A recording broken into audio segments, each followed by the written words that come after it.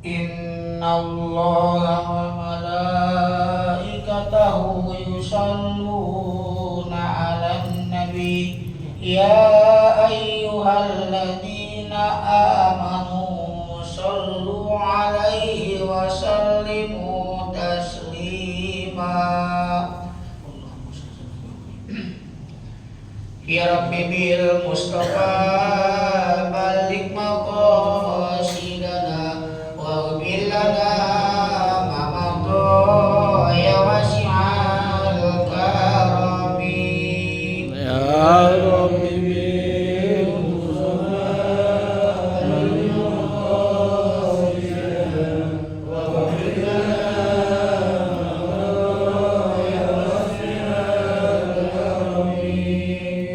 Ya akramal khalqi liman aludu bi siwaka inda ulul hadisil amami. Ya Rabbi bil Mustafa balik maqasidana waghfir lana ma madha ya wasi'al karami.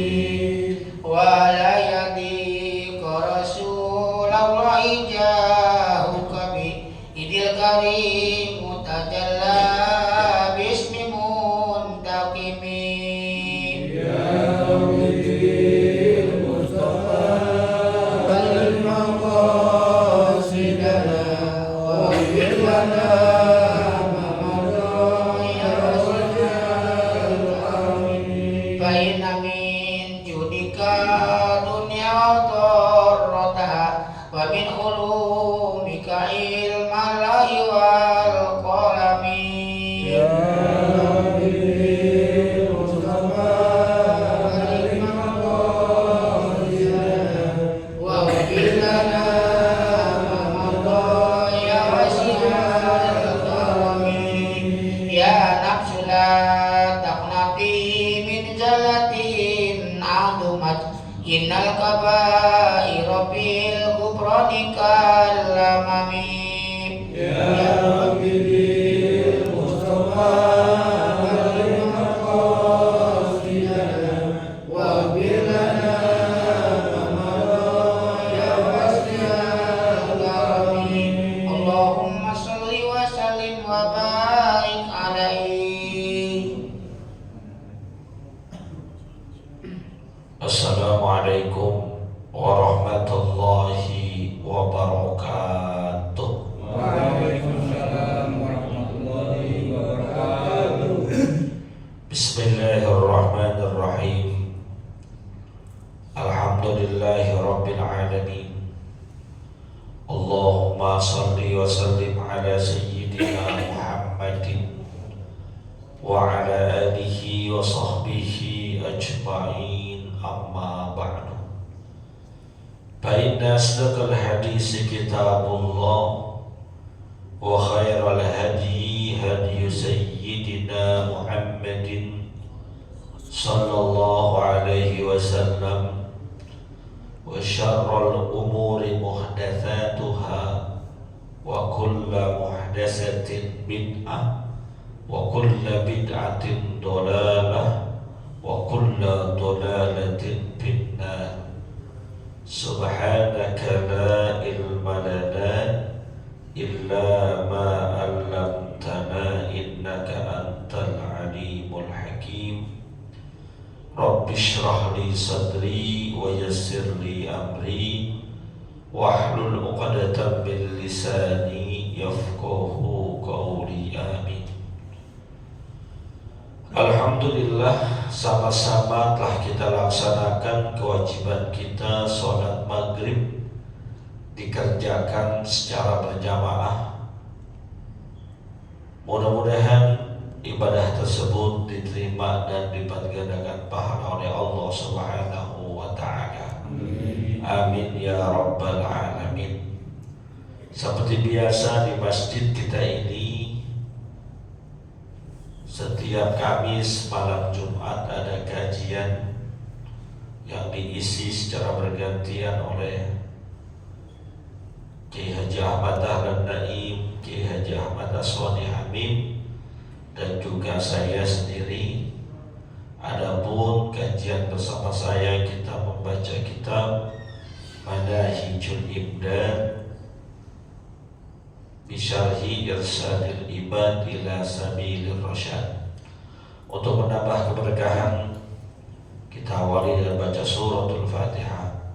Kita niatkan pahalanya disampaikan kepada pengarang kitab yang kita kaji ini, yaitu Syekh Ihsan bin Dahlan Al-Jambasi Al-Qadiri, juga Syekh Zainuddin bin Abdul Aziz bin Zainuddin Al-Malibari, juga kepada orang-orang yang telah berjasa mewakafkan harta dan tanahnya untuk kepentingan masjid kita ini, pada orang tua kita, kakek nenek kita, sanak famili serta saudara, juga guru-guru kita.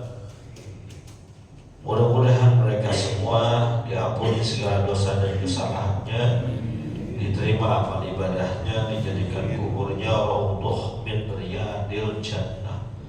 Biniyatil qabul wa bijahir rasul. Al-Fatihah.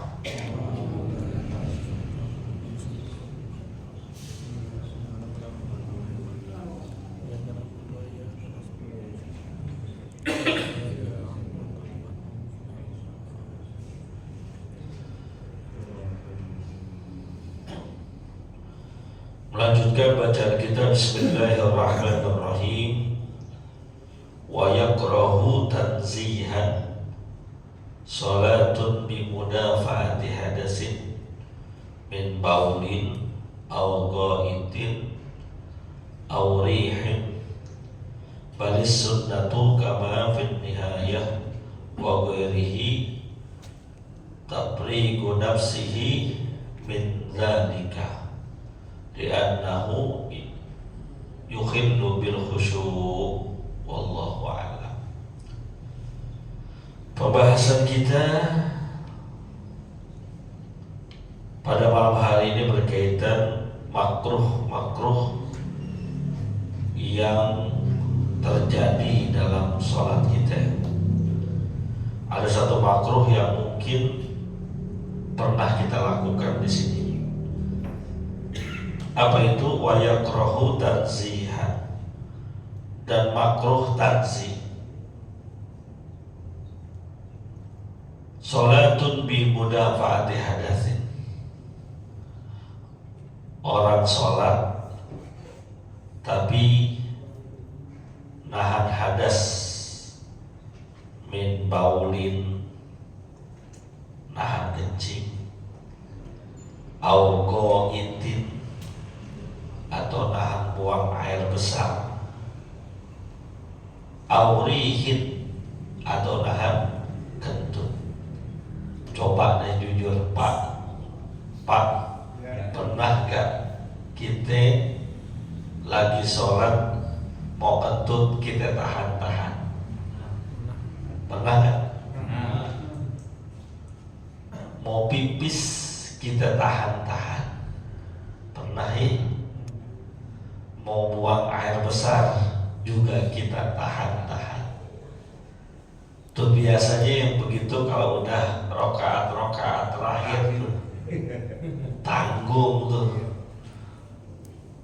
Udah masuk rokaat ketiga sholat maghrib, ya perut mules banget, kita tahan, apa kita kempet.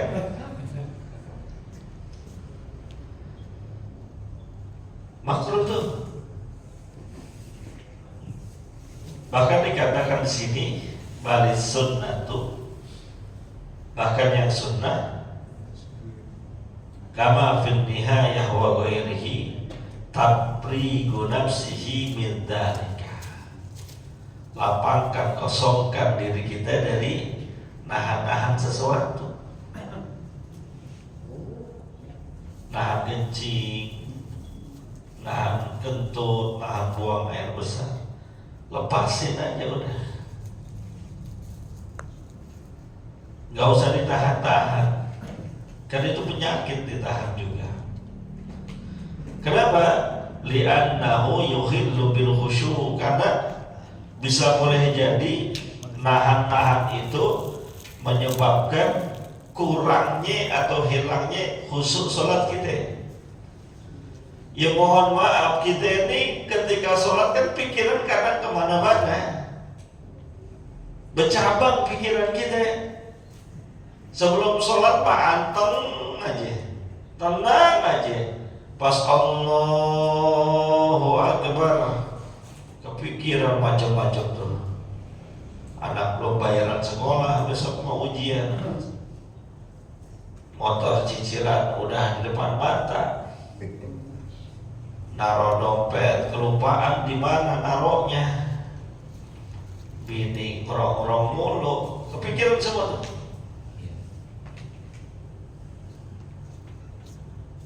Walaupun khusyuk bukan menjadi salah satu syarat sahnya sholat kita, tapi khusyuk sangat dianjurkan. Udah kita coba buang-buangin tuh pikiran-pikiran yang macam-macam ketika sholat kita. Tiba-tiba datang pipis, datang kentut, datang buang air besar, kita tahan-tahan. Kepikiran kan? Pikiran. Ya Allah, tanggung banget ini, terus banget. Mana imam bacanya lama banget lagi.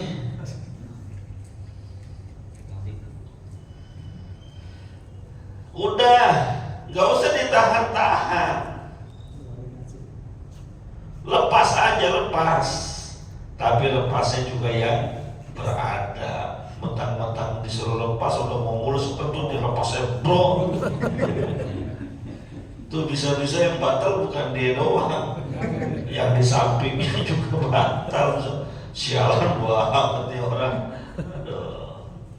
Beradab lepasnya. Nih Pak Islam tuh cantik dan luar biasa. Kita mau buang kentut harus beradab. Dan kita kalau dengar nyium ada yang kentut juga beradab. Islam nih ngajar ini. Adabnya gimana kita mau kentut? Ini rasa-rasanya kalau saya lepas nih, kentut saya baunya kemana-mana. Lagi ngumpul sama teman kita, pindah. Bentar ya saya ada urusan, pura-pura kakak telepon, padahal keluar situ mah kentut. Jamin pret. Yang belah sana kagak mau ngalah, emang lu doang bro. Jadi bercandaan dan mainan. Nih, yang mau kentut ada adabnya, yang denger, yang nyium juga ada adabnya.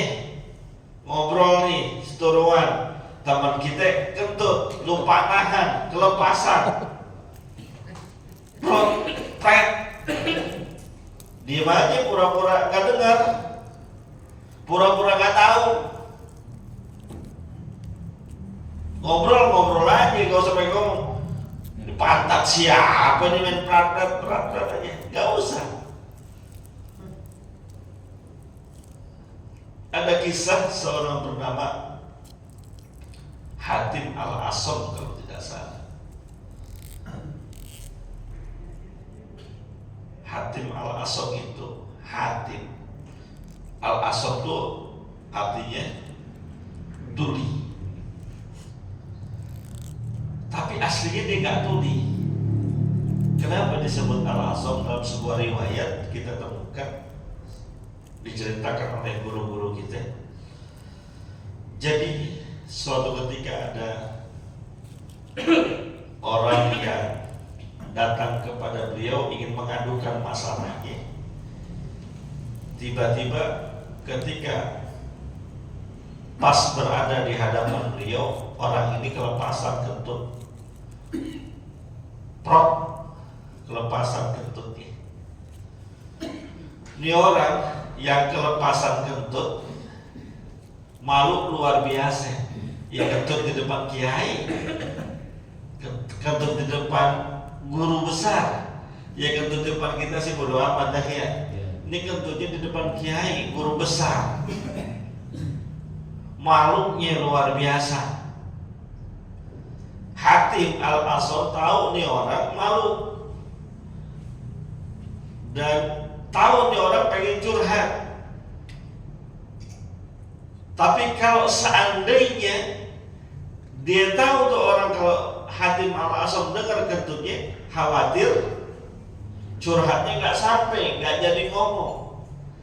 Akhirnya karena seperti itu, tatkala orang ini mengucapkan salam, ngomong pembukaan, Hatim ini pura-pura budak.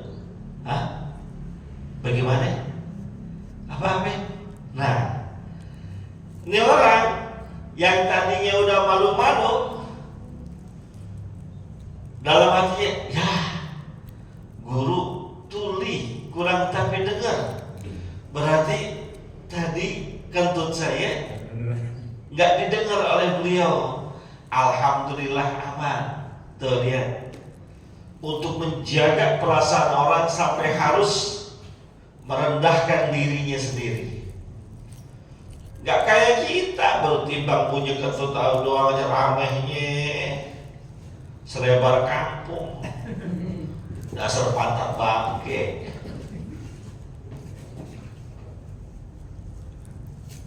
Udah adab tuh dahuluin. Atau ada juga orang kentut gak bunyi, kan banyak yang gak bunyi ya kentutnya. Kira-kira kalau kentut gak bunyi bau gak? Bau. Biasanya kentut yang gak bunyi lebih bau daripada yang bunyi. Lagi duduk nyantai-nyantai begini, tahu-tahu bau kentut. Kita tahu persis tuh bau kentut, emang baunya begitu. Ini yang kentut ini udah rame banget, udah rame banget. Yang kentut mah udah diem aja. Yang denger, nih kentut siapa nih, siaran banget ya kentut nih. Udah pada baunya bau. Adabnya kurang. Maka contohlah di zaman sahabat Nabi kita Muhammad SAW. Saya lupa ini Rasulullah apa ya, sahabat Umar. Ketika lagi kumpul makan-makan, lagi enak-enak makan, tiba-tiba ada kentut.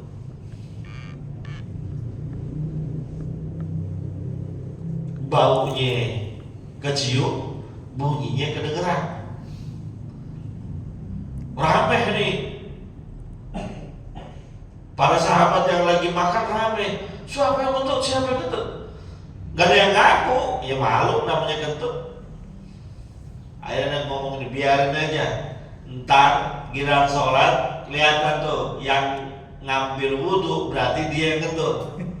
Ya berarti kan wudhunya batal. Makin pucat yang kentut, waduh ketahuan urusan begini. Tapi lihat pinter dan cerdiknya. Saya lupa ini Nabi Muhammad atau Sayyidina Umar bin Khattab. Nanti saya cek lagi ceritanya. Selepas makan, masuk waktu sholat, makan makanan daging. Apa kata beliau? Siapa orang yang tadi makan daging, hendaklah dia berwudu sebelum melaksanakan sholat. Siapa orang yang tadi makan daging, hendaklah dia berwudu sebelum melaksanakan sholat. Akhirnya yang terjadi apa ya? Semuanya pada wudu, termasuk yang kentut. Kata yang kentut, aman juga urusan begini Pak.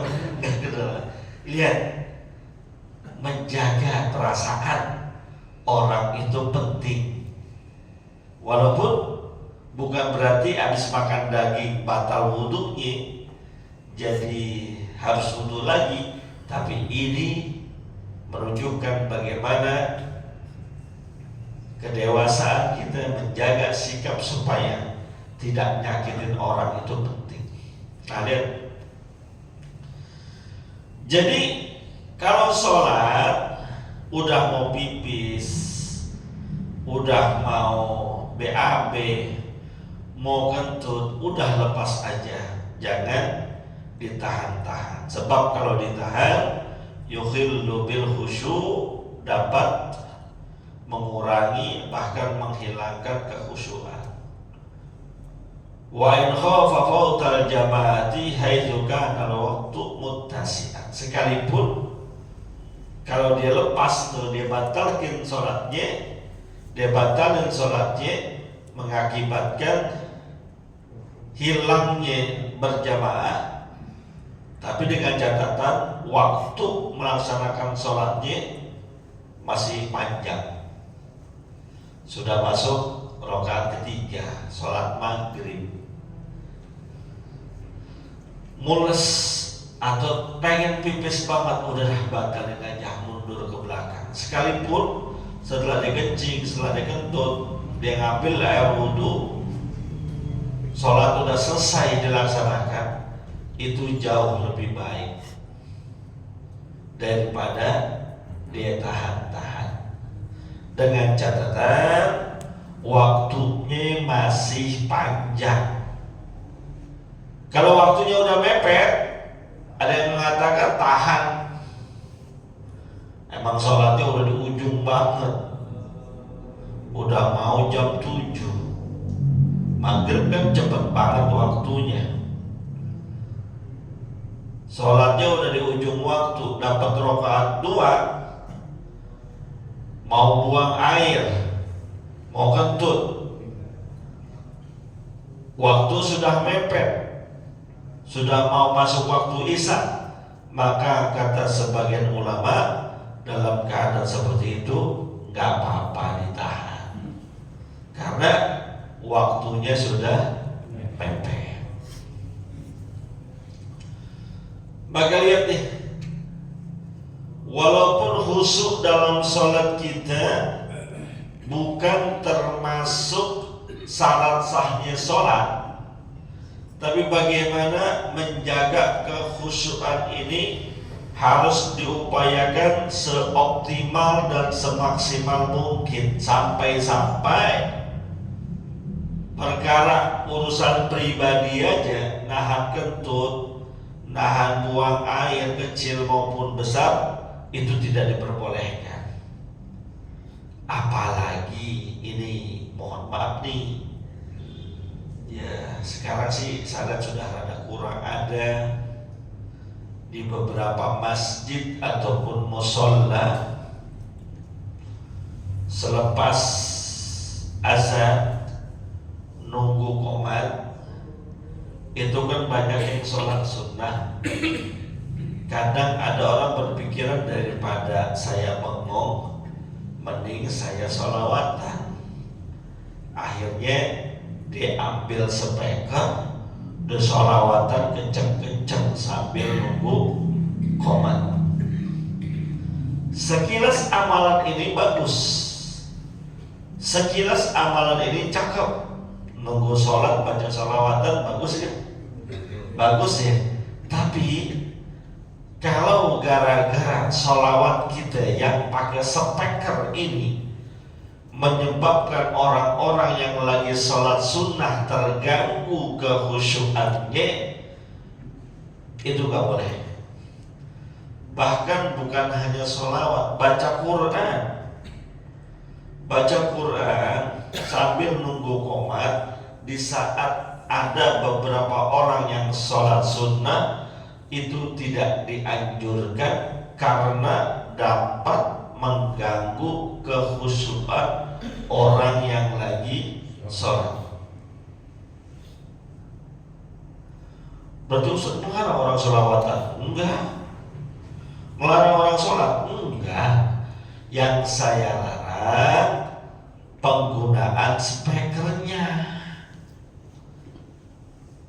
Kalau dia mau sholawatan 1000 kali sekalipun, antara azan dan qomat, bacanya sekedar dia dengar aja, atau sekedar suaranya keluar untuk dirinya, ya gak apa-apa.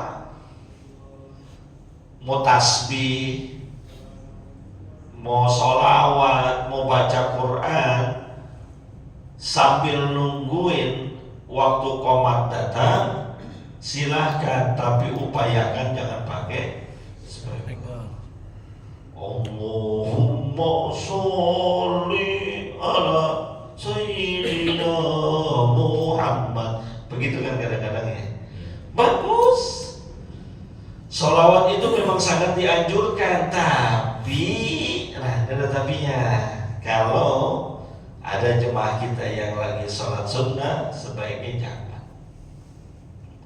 Tapi di masjid ini sih bagus. Saya belum pernah dengar pakai baca sholawatan dengan speaker. Kalau nggak tahu ya, kalau di waktu sholat yang lain, begitu ya. Termasuk baca Quran juga. Mengganggu kita ini umat Islam dilarang mengganggu orang. Konsep beragama kita itu, maka Islam itu artinya selamat, aman, damai. Agama itu cinta damai. Makanya saya termasuk orang yang melarang jam 4 subuh nyetel bacaan Quran pakai speaker luar masjid sampai kedengaran kemana-mana. Saya termasuk yang melarang. Kenapa? Jam 4 waktu subuh, sekarang jam 4:30. Pak Ustadz, kan niat saya bagus, sudah bangunin orang yang lagi pada tidur biar sholat subuh. Iya, lo tinggal di mana? Di perkampungan umum, depan, belakang, kanan, kiri kita belum tentu orang Islam. Kalau bukan orang Islam, perlu gak dia bangun subuh? Pak, kalau bukan orang Islam, perlu gak dia bangun subuh? Gak perlu, dia bangun jam 8, jam 9 dia silakan. Kalau gak perlu sholat subuh. Jangan sampai gara-gara kita tidur mereka keganggu. Lah Pak Ustadz mendingan sholat daripada tidur. Iya, bagi kita orang Islam, as-sholatu khairun minan naum. Sholat lebih baik daripada tidur bagi kita orang Islam. Yang non-Islam ya tidur dia. Urusan apa sholat subuh? Jadi awas. Kalau mau bangunin. Azan aja 4 kenapa? Azan jam 4 habis itu berhenti. Boleh nggak azan jam 4? Pak, azan jam 4 sebelum subuh boleh nggak? Boleh. Bahkan bukan hanya boleh, sunnah dan dianjurkan. Subuh azannya 2 kali. Kan kita temukan riwayat-riwayat bagaimana Nabi kita Muhammad SAW punya muazzin 2 orang, satu Abdullah bin Ummi Maktum dan satu lagi Bilal ibn Rabah radhiyallahu taala anhuma. Di mana Abdullah bin Ummi Maktum azan sebelum subuh kira-kira 50 sampai 100 ayat. Jarak antara azan pertama kepada azan yang kedua. Azan yang kedua pas masuk sholat subuh. Kalau baca Quran 50 sampai 100 ayat, kira-kira berapa lama itu?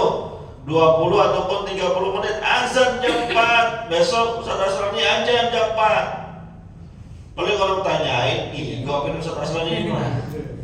Kenapa orang bilang begitu? Gak biasa. Coba sono di Mekah, Madinah, azan jam berapa coba? Kalau subuhnya jam 5, jam 3:30 udah azan. Betul? Kenapa gak ada kaget? Udah biasa. Di kampung kita kagak biasa. Jadi terasa aneh. Azan. Habis azan udah gak usah nyetel radio. Ini habis azan nyetel radio. Masih lama waktu subuh, kasihan orang yang mau istirahat. Maka kayak Ustaz Aslani udah paham ilmu agama, dikit-dikit ajarin, dikit-dikit biasain dengan hal-hal sunnah yang belum menjadi kebiasaan kita. Contoh, sujud tilawah di Al-Quran yang kita baca, ada beberapa ayat yang kalau kita baca dianjurkan sujud, baik di luar sholat maupun di dalam sholat. Contohnya ayat terakhir surat Al-Alaq, wasjud waqtarib, itu ayat sajadah. Di Al-Quran ada kurang lebih 14 ayat yang kalau kita baca sunnah untuk sujud tilawah. Sekali lagi, baik lagi baca Quran biasa maupun lagi sholat. Nah, ketika lagi sholat, kita pengen nih baca surat yang ada sujud tilawahnya. Ajarin makmum, Pak, nanti di ayat yang saya baca ada ayat yang sunnah kita sujud tilawah. Nanti kalau saya habis baca ayat itu sujud, Bapak ikutin, jangan teriak subhanallah. Mohon maaf ya Pak, kalau imamnya sujud tilawah, makmumnya tidak sujud tilawah, bisa batal sholat makmumnya. Tapi makmumnya kudu paham, imamnya kudu paham, ajarin. Kan gak semua makmum paham. Ya Ustaz Aslan ini, Allahu Akbar. Sebelumnya udah kasih tahu ya, nanti saya baca surat Al-Alaq, ujungnya ada sujud tilawah. Allahu Akbar waladhdallin amin. Bismillahirrahmanirrahim. Iqra bismi rabbikal ladzi khalaq, khalaqal insana min 'alaq, terus sampai ayat-ayat terakhir, falyatuna dia sanatuz zabaniyah, kalla la tuti'hu wasjud waqtarib. Kan begitu tuh. Terus sujud tilawah tuh langsung Allahu Akbar sujud. Bacanya gimana sujud tilawah? Boleh baca sujud seperti biasa, subhana rabbiyal a'la, atau sajada wajhi lilladzi khalaqahu wa sawwara, terus sampai habis. Boleh. Selepas sujud bangun lagi. Karena ini udah ayat terakhir, dianjurkan tambahin bacaan surah lagi, jangan pas bangun langsung ruku. Tambahin bismillahirrahmanirrahim, inna anzalnahu fi lailatul qadar, baru Allahu Akbar ruku. Begitu caranya. Kudu diajarin, kudu dibiasain, biar jemaah paham, ngerti, dan sedikit-sedikit ngamalin sunnah.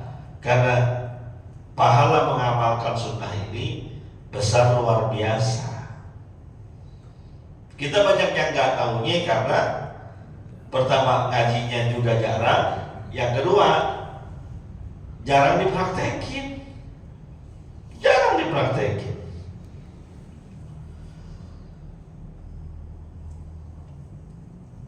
Bahkan ada cerita, kita punya kawan mimpin jemaah umroh, itu sebagian jemaahnya ketika sholat di Masjid Nabawi, karena dia dapatnya di bagian belakang, nggak lihat tuh ketika imamnya sujud tilawah, dia nggak lihat, dia nggak tahu kalau ayat tilawah,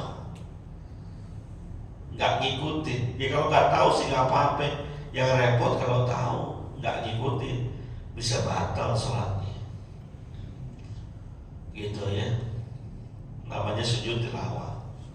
Nah, kembali ke pembahasan kita. Jadi sholat kita aja jangan sampai terganggu, hilang khusyuknya hanya gara-gara kita nahan kencing, nahan buang air besar, ataupun nahan kentut. Lepas aja udah, tapi lepasnya dengan cara yang beradab. Selanjutnya, wa yakrahu sholatu aidan bihadrati ta'amin makulin au mashrabin yatuku ilaihi. Dan makruh juga kita sholat sedangkan di hadapan kita makanan yang kita makan ataupun yang kita minum, kita udah ngebet banget, pengen banget makan itu.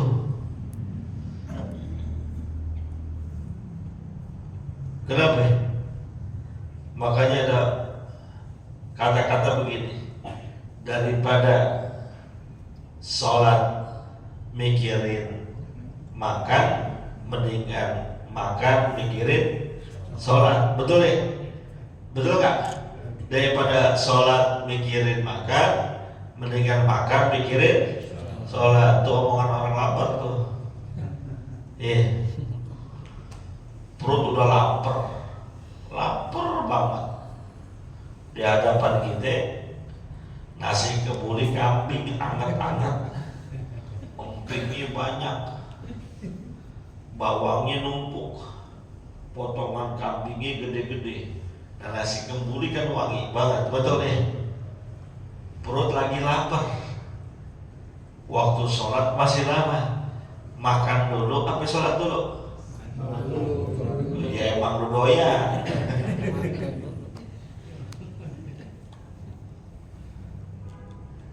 Makanan surga turun ke bumi. Itu bos Gil tuh, makanan surga turun ke bumi. Bos Gil atau aku beli Jordan, gue tahu tuh di condet sebelah kanan. Gue tukang jajan soalnya. Aduh, luar biasa Bang Yudi. Bos Gil, Jordan, Abu Salim, Al-Mukalla, belasananya lagi Rajo Igo Bakar. Nah, kalau tempat makan gue tahu dah urusannya. Ya, jadi kalau lagi lapar banget, mudah makan dulu. Maka mohon maaf nih kalau kita lagi puasa.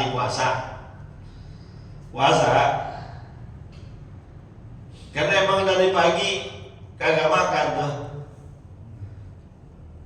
Kalau tipe saya nih, ketika sudah pasti maghrib, Allahu Akbar, langsung saya tuh korma, teh manis, gorengan, nasi, langsung deh. Kenapa? Ya mau goreng lapar. Masa ditahan-tahan. Tipe saya harus begitu. Tapi ada yang penting saya mah batalin aja Pak Ustadz, ntar makannya nanti habis terawih. Ya gak apa-apa yang begitu. Tapi dari ketika terawih kerucuk, lapar banget ini perut. Mana imam baca Bismillahirrahmanirrahim, Alhamdulillahirabbil alamin. Dari pagi belum makan, baru minum teh manis doang sampai korma 2. Kira-kira pikirannya bagaimana ya? Ya, ini malam gua sholat 8 rakaat aja dah terawih dah kalau begini. Udah makan kenapa? Tapi jangan berlebihan. Makannya jangan berlebihan. Gorengan 7, lontong 5, kolak, bubur kacang hijau, es campur, nasi setengah 8, begah perutnya. Jangan. Terawih di bab sunnah tuh ada alasannya. Terawih cuma sunnah, Nabi cuma 3 hari ngerjainnya. Begitu kita kadang-kadang. Jadi kalau udah lagi lapar banget, udah makan aja udah. Gak usah tunda-tunda, kecuali masih bisa ditahan. Ya udah, sholat dulu. Kenapa? Karena sholat pada awal waktunya adalah merupakan salah satu amalan yang dicintai oleh Allah. Jadi kita beragama itu sebetulnya simpel, asal tahu ilmunya. Tahu ilmunya simpel beragama. Cuma kadang-kadang yang bikin ribet, yang bikin repot, kita nggak tahu ilmunya, sok tahu. Apaan Ustadz guru kiai gitu? Orang lagi azan dia makan. Ada tuh Pak. Saya punya beberapa orang guru yang kadang-kadang amaliyahnya kadang-kadang nyeleneh gitu. Cuma kalau kita nggak paham ilmunya, kita katain. Ada kawan saya ngaji, saya nggak sebutkan nama kiainya. Kawan saya ngaji ngomongnya begitu, apa?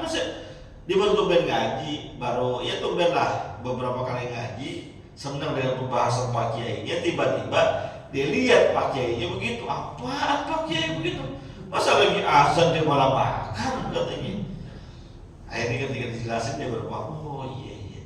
Bisa boleh jadi tuh Pak Kiai emang dari pagi belum makan, perut lapar banget, ya udah makan dulu. Kenapa? Menunya enak lagi. Tengah hari, siang-siang sayur asem, goreng jengkol, goreng tempe, lalapan ajib deh. Ajib banget. Lupa bini. Kenapa?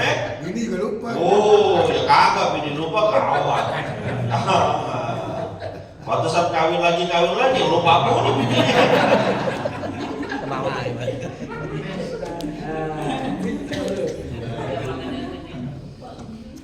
Jadi begitu Pak, beragama itu simpel. Kalau kita tahu ilmunya, kita habis dari mana-mana jalan panas-panas. Udah masuk zuhur sih, udah setengah 1 jam 1 masih panas, udah ademin dulu, masuk ruangan AC, minum es teh manis, buka baju Lego dan udah tar setengah jam 15 menit baru sholat. Itu namanya berilmu, karena nggak boleh makruh kita sholat dalam keadaan masih panas-panas badan kita. Itu berilmu namanya. Apa sih yang gak ringan dalam agama ini? Masya Allah, semuanya ringan asal kita tahu aja ilmunya. Jalan-jalan kemana-mana, ada tahu ilmunya santai. Kebelet kencing di tengah jalan, gak ketemu rest area, pinggir jalan. Ceboknya, ada air pakai air, ada batu pakai batu, ada tisu pakai tisu. Masuk waktu sholat, bikin kosor jamak boleh, kosor doang boleh, jamak doang boleh. Simpel beragama. 2 sholat bisa kita gabung, cuma kita ini aja kadang-kadang yang bikin ribet, yang bikin berat.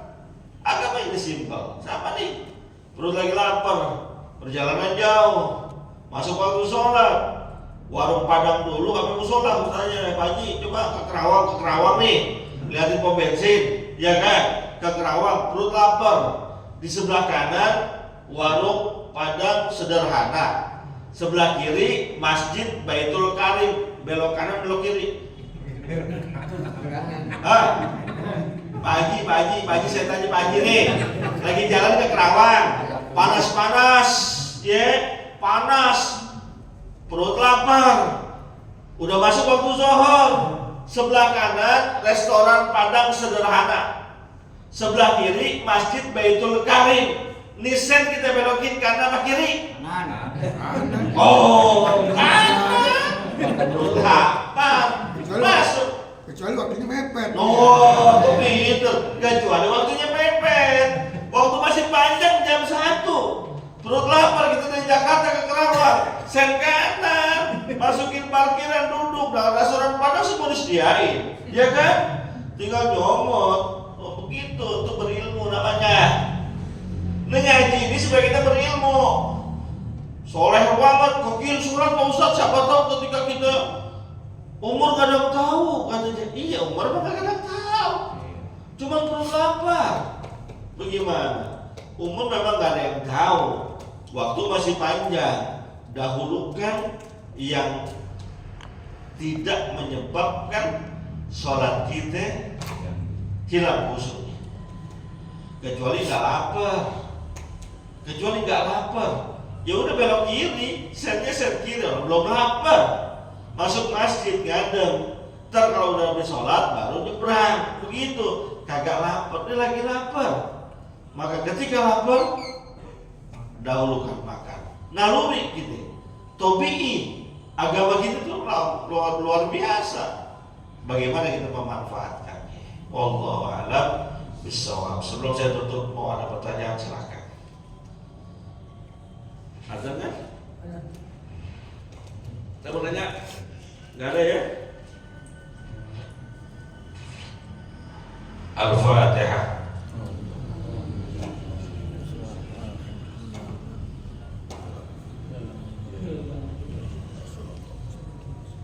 Bismillahirrahmanirrahim. Alhamdulillahirabbil alamin. Wa sallallahu ala sayyidina Muhammad wa ala ali sayyidina Muhammad. Allahumma ighfir lana wa liwalidayna warhamna warhamhum kama rabbayana shighara. Wa